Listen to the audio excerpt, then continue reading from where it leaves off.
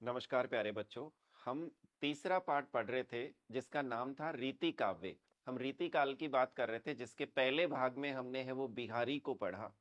बिहारी के बाद में आज हम दूसरा भाग पढ़ेंगे। दूसरे भाग में है वो हम पद्माकर को पढ़ेंगे। ये भी रीति काव्य में रीति काल के कवि माने जाते हैं, रीति काल के अंतिम कवि है। अब जिस तरीके से रीति काल को हमने तीन भागों में विभाजित किया, रीतिबद्ध कवि है, रीति सिद्ध कवि है, रीति मुक्त कवि है। तो जिस तरीके से रीति सिद्ध कवि है बिहारी को माना गया है, वैसे ही यहाँ जो पद्माकर है वो इनको रीतिबद्ध कवि माना गया है।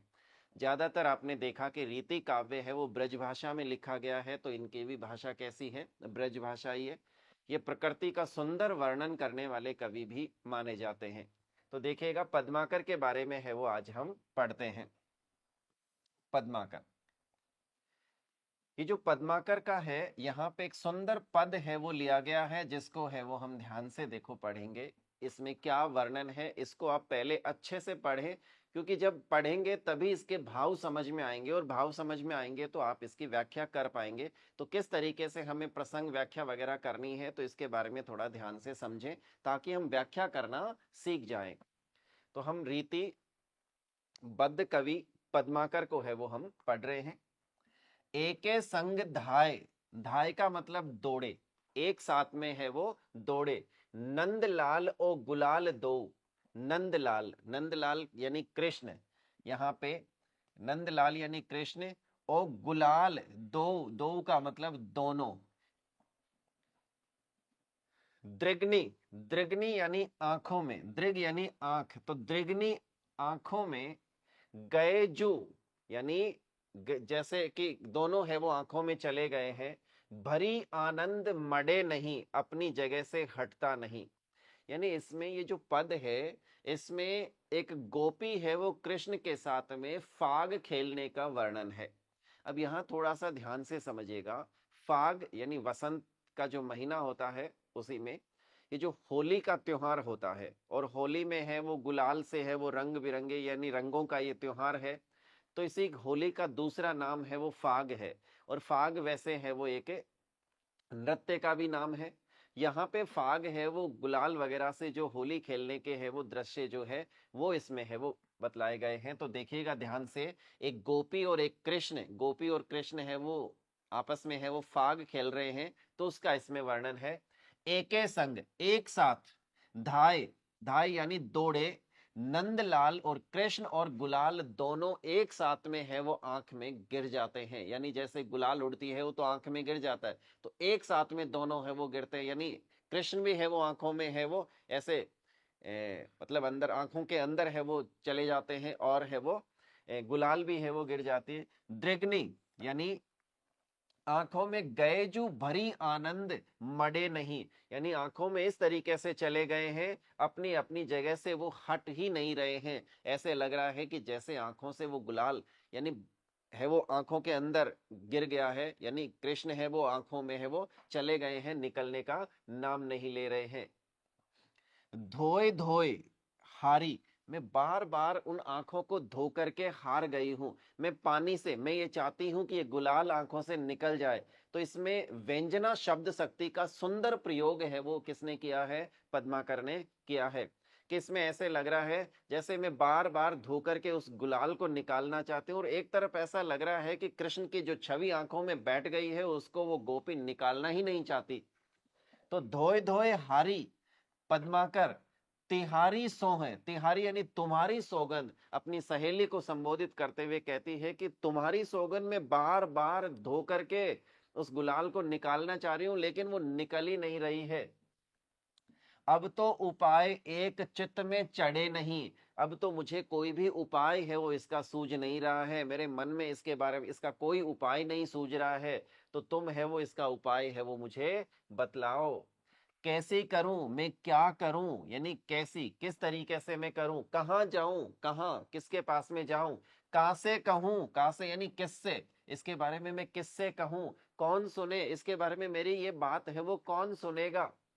कौ तो निकासो, कौ को यानी कोई तो, निकासो, निकासो यानी निकालो, कोई तो इसे निकालो, यानी इस गुलाल को कोई तो मेरी आंखों से निकाल दो, यानी जो कृष्ण की छवि मेरे आंखों के अंदर समा गई है उसको कोई तो है वो निकाल दो। अब वो एक तरफ है वो निकालने की बात कर रही है और एक तरफ कृष्ण की छवि जो अंदर आंखों के अंदर जो समा गई है उसको वो निकालना ही नहीं चाहती है। जासे दर्द बढ़े नहीं, जासे यानी जिससे, जिससे उसका जो दर्द है वो बढ़े नहीं, आंखों के अंदर गुलाल गिरने से जो आंखें हैं वो ऐसे दर्द से कररा रही है, तो कोई तो मेरी इस गुलाल को निकाल दो ताकि इससे है वो मेरा इसका जो दर्द है वो बढ़े नहीं और दर्द है वो क्या हो जाए, कम हो जाए। एरी मेरी बीर, एरी यानी अरी, मेरी बीर का मतलब बहन जैसी, बहन के जैसी सखी, तो एरी मेरी बीर, मेरी बहन के जैसी सखी, जैसे तैसे इन आखिन ते यानी जैसे तैसे इन आंखों से है वो, कडिबो अभीर, कडिबो यानी निकल गया, अभीर, अबीर, अबीर का मतलब यहाँ पे किससे है, गुलाल से है, कि कैसे जैसे करके वो गुलाल तो है वो निकल गया है पे, परंतु अहीर तो कड़े नहीं, अहीर यहाँ पे कृष्ण से है, अहीर, अहीर है वो किससे है, कृष्ण से, तो परंतु अहीर तो कड़े नहीं, अहीर यानी उसकी जो छवि आंखों में बैठ गई है वो तो निकल ही नहीं रही है। तो बहुत ही सुंदर फाग खेलने का है वो वर्णन, एक गोपी है वो अपनी इन सारी की सारी पंक्तियों में एक गोपी है वो कृष्ण के प्रति है वो अपनी सखी से है वो बातें कर रही है। अब इसका देखो प्रसंग के अंदर आप क्या लिखेंगे, प्रस्तुत कवित्व में पद्माकर ने फाग यानी होली का बड़ा हृदय स्पर्शी चित्र अंकित किया है। एक गोपी का कृष्ण के साथ गुलाल से फाग खेलने का बड़ा सजीव वर्णन अपनी प्रिय सखी से करती है, यानी अपनी जो प्रिय बहन के जैसी जो सखी है उससे उसका वर्णन कर रही है किसके, कि कृष्ण के साथ में किस तरीके से मैंने फाग खेला और उसकी जो गुलाल है वो मेरी आंखों में गिर गई और जो कृष्ण की जो छवि है वो भी मेरी आंखों में समा गई है, उसका सुंदर वर्णन है वो गोपी कर रही है इन पंक्तियों के माध्यम से। इसकी व्याख्या देखिएगा, उत्साह उमंग का त्योहार वसंत से जुड़ा है, उत्साह और उमंग का ये त्योहार है, कौन सा, होली का त्योहार जो बसंत से है वो जुड़ा है, जिसे आप भी खूब जानते हैं, उसे क्या कहते हैं, होली कहते हैं। इसी का दूसरा नाम है फाग, यानी होली का ही दूसरा नाम क्या है, फाग है। वैसे फाग उन लोकगीतों, वैसे फाग उन लोकगीतों को भी कहते हैं जो होली में गाए जाते हैं, जो होली के ऊपर गाए जाने वाले जो लोकगीत है उनको भी फाग है वो कहा जाता है। आइए देखें पद्माकर फाग का चित्रण किस प्रकार कर रहे हैं, हम देखते हैं कि पद्माकर है वो फाग का किस तरीके से सुंदर चित्रण है वो करते हैं, देखते हैं। पहले संपूर्ण कवित्व को एक दो बार पढ़कर स्वयं समझने का, पहले आपको क्या करना है, इस कवित्व को पूरे के पूरे कवित्व को एक दो बार है वो कम से कम दो तीन बार है वो आप पढ़ लीजिएगा, दो तीन बार पढ़ने से उसके भाव जो है वो आपको समझ में आएंगे। कवि की कल्पना को कुछ गहराई से समझें, यानी जो कवि की कल्पना है कि इसमें कवि है वो क्या कहना चाहते हैं, उस कल्पना की गहराई को है वो आप समझे। पूरा कवित्व एक गोपिका का कथन है, पूरा का पूरा कवित्व जो है वो एक गोपिका का कथन है, गोपी है वो कृष्ण के बारे में अपनी सखी से है वो बात कर रही है, कह रही है। उसकी परेशानी क्या है, उस गोपिका की परेशानी क्या है, इसे समझने के लिए होली के एक रिवाज को याद कीजिए, होली का जो ये रिवाज है उसको याद कीजिए। अबीर गुलाल हवा में उड़ाना उछालना, अबीर यानी गुलाल, अबीर का मतलब है गुलाल जो है उसको हवा में जो उड़ाया जाता है, उछालना है, उसका इसमें वर्णन है। ये उड़ता गुलाल जो है, ये उड़ता गुलाल गोपिका की आंख में ही चला गया है, गोपिका की आंख में है ये उड़ता गुलाल चला गया है। उसके साथ नंदलाल भी आंख में बस गए हैं, यानी गोपिका के आंख में उड़ता हुआ गुलाल आंख में चला गया है, वही नहीं यानी ये जो नंदलाल है यानी कृष्ण है वो भी आंखों में समा गए हैं, उनकी छवि है वो बस गई है उनकी आंखों में। सोचिए समस्या क्या है, आप खुद सोचिए इस गोपिका की समस्या क्या है, कि आंख में गुलाल गिर गया है या नंदलाल आंखों में बस गए हैं, समा गए हैं, तो आप सोच विचार कीजिएगा कि इसमें गोपिका की समस्या क्या है। केवल गुलाल आंखों में पड़ जाए तो उसे निकालने का क्या उपाय? अगर केवल गुलाल ही सिर्फ आंखों में गिर जाता है तो उसका क्या उपाय है? वही है कि उसको धो करके हम है वो निकालेंगे। तो आप सोच विचार कीजिए कि अगर केवल गुलाल आंखों में गिरता है तो उसका क्या उपाय हो सकता है? गोपी आंखें धो धो कर हार गई है। गोपी है वो आंखें धो धो करके हार गई है, उसे सफलता नहीं मिल पा रही। ऐसा क्यों? ऐसा क्यों हो रहा है? गोपी जब बार बार आंखें धो रही है तो उसकी गुलाल आंखों से निकल जानी चाहिए, लेकिन ऐसा नहीं हो रहा है। तो आप इस पे विचार कीजिए कि ऐसा क्यों नहीं हो रहा है। उसे क्या झटपटाहट है? कासे कहूं कौन सुने, में क्या व्यथा छिपी है? क्या गोपी की बात विश्वसनीय लगती है? क्या गोपी जो बात कह रही है वो बिल्कुल सही है? तो इसके बारे में है वो आप विचार कीजिए। नंदलाल के आंखों में बस जाने का दर्द दूर करने के लिए वह क्या नहीं समझा पा रही है कि नंदलाल जो आंखों में बस गए हैं उस दर्द को दूर करने के लिए वह क्या नहीं समझा पा रही। अबीर, अबीर तो जैसे तैसे निकल गया। अबीर यानी जो गुलाल है वो तो जैसे तैसे निकल गया, पर अहीर नहीं, अहीर यानी कृष्ण नहीं। वह अहीर कौन है? अब आप विचार कीजिए कि अहीर है वो किसके लिए आया है, अहीर है वो कौन है? आप कल्पना कीजिए, क्या गोपी सचमुच श्री कृष्ण को आंखों से दूर करना चाहती है? पूरी कविता में कवि की व्यंजना पर ध्यान दीजिए। यहाँ कृष्ण के प्रति उमड़े प्रेम को आंखों में अबीर पड़ने की स्थिति से वर्णित किया है कि किस तरीके से पद्माकर ने इसका सुंदर वर्णन है वो किया है।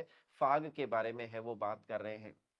पर जितनी सरलता से अबीर धुल जाता है, अबीर यानी जो गुलाल है वो तो बिल्कुल गुलाल सामान्य, उसको पानी से धोएंगे तो आसानी से है वो धुल जाएगा। तो जितनी सरलता से अबीर धुल जाता है उतनी सरलता से कृष्ण प्रेम नहीं धुल सकता। जो कृष्ण प्रेम है, कृष्ण की जो छवि आंखों में समा गई है, उसको निकालना उतना सरल नहीं है। न गोपी ऐसा चाहती और न ही गोपी उसको निकालना ही चाहती। गोपी उसको निकालना नहीं चाहती है, तो न गोपी ऐसा चाहती है। वह तो अपनी सहेली की सौगंध खाकर उसे आश्वासन दिलाना चाहती। वह तो यानी सिर्फ सहेली की सौगंध, कि तुम्हारी सौगंध, यानी सहेली की सौगंध खा करके उसको सिर्फ आश्वासन दिलाना चाहती है कि वह कृष्ण को निकाल नहीं पा रही है और न उसे इसका कोई उपाय सूझ रहा है। आप स्वयं इसकी विस्तार से व्याख्या अपने अनुभवों के आधार पर अलग कागज पर, अब आप एक कागज लीजिएगा, कागज पे है वो इसकी व्याख्या आप खुद अपने शब्दों में करने की कोशिश कीजिएगा। जब आप ऐसा करेंगे तो आप व्याख्या करना सीखेंगे, उसकी आप प्रैक्टिस है वो कर पाएंगे कवित से। यानी ये जो आपका पद्माकर का जो कवित है उसमें अनुप्रास यमक अलंकार, अनुप्रास अलंकार का प्रयोग हुआ है, यमक अलंकार का प्रयोग हुआ है। तो आप उसमें से छांटिएगा कि कहां कहां अनुप्रास अलंकार का प्रयोग है, कहां कहां यमक अलंकार का प्रयोग है। उदाहरण छांटिए। उन पंक्तियों को चुनिए जिसमें गोपिका की अधीरता, अकुलाहट और विवशता चित्रित हुई है। उन पंक्ति को भी, उस पंक्ति को भी आप अलग कीजिएगा जिसमें गोपिका की अधीरता, व्याकुलता यानी उसकी जो कठिनाई है, अकुलाहट है, वो झलकती हो। इस बात पर भी ध्यान दीजिए और इस बात पर भी आप ध्यान दीजिए कि इसमें किस प्रकार की भाषा का प्रयोग हुआ है। आपको बताया कि रीति काल में, रीति काल का जितना भी काव्य रचा गया है वो रीति काल का काव्य किस भाषा में रचा गया है? ब्रिज भाषा में। तो इसके भी आप कल्पना कीजिए कि किस तरीके की भाषा होगी। मैं नहीं बताऊंगा, आप खुद है वो इसका उत्तर ढूंढेंगे। चलिए आगे देखते हैं। भाव और सेल्फ सौंदर्य। इस कवित को हमने पढ़ा, समझा, इससे हमें है वो क्या सीखने को मिला? तो इसमें पद्माकर का जो भाव सौंदर्य है, शिल्प सौंदर्य है, उसकी है वो हम बातें करेंगे। आगे देखो, आपने पद्माकर के एक छंद का अध्ययन किया, यानी एक कवित का आपने है वो अध्ययन किया। इस छंद में फाग के अवसर पर प्रेम के प्रभाव की मार्मिकता का सुंदर चित्रण है।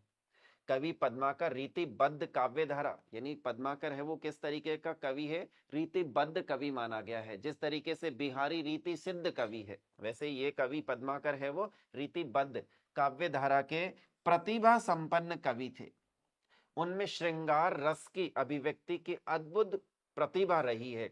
यानी श्रृंगार रस, क्योंकि फाग खेल रही है तो गोपी और कृष्ण का यहाँ पे संयोग श्रृंगार का है वो यहाँ वर्णन है वो देखने को मिलता है आपको। इसी कारण कवि पद्माकर रीति काल के श्रेष्ठ कवि कहे जाते हैं। रीति काल के इसीलिए पद्माकर है वो कौन से कवि, बहुत ही श्रेष्ठ कवि है वो कहे जाते हैं। पद्माकर के काव्य में लाक्षणिकता और मधुरता भी अभिव्यक्त हुई है।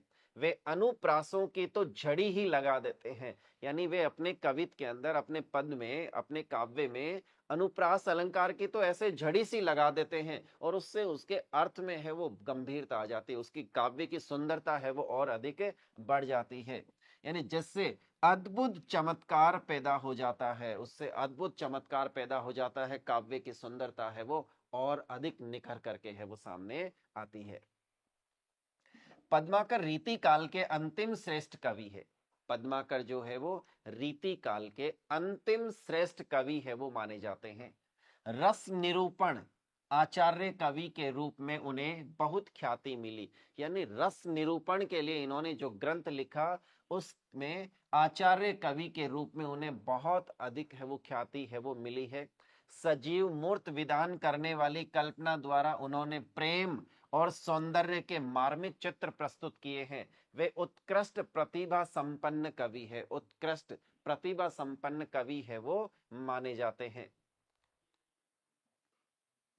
पद्माकर के काव्य की सर्वोपरि विशेषता है दृश्य और शब्द योजना। उनका एक तो जो दृश्य योजना, दृश्य जो उनके काव्य को पढ़ने से जो आपके दृष्टि पटल के ऊपर जो दृश्य है वो चित्रित होता है वो, और जो इन्होंने शब्दों का चयन किया है, जो शब्द योजना है, उनके द्वारा प्रकृति का जो चित्रण करते हुए ऋतु वर्णन और कल्पना की उल्लासमयी उड़ान, आनंद और उल्लास में जगमगाते चित्र प्रस्तुत करने में उनकी शब्द संयोजना अनुपम है, बहुत ही सुंदर है वो है।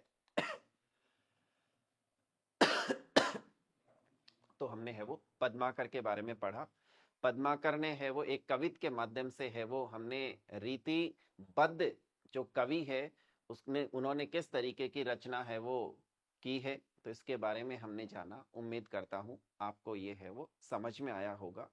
आगे का है वो कल है वो हम देखते हैं। तब तक के लिए नमस्कार प्यारे बच्चों, धन्यवाद।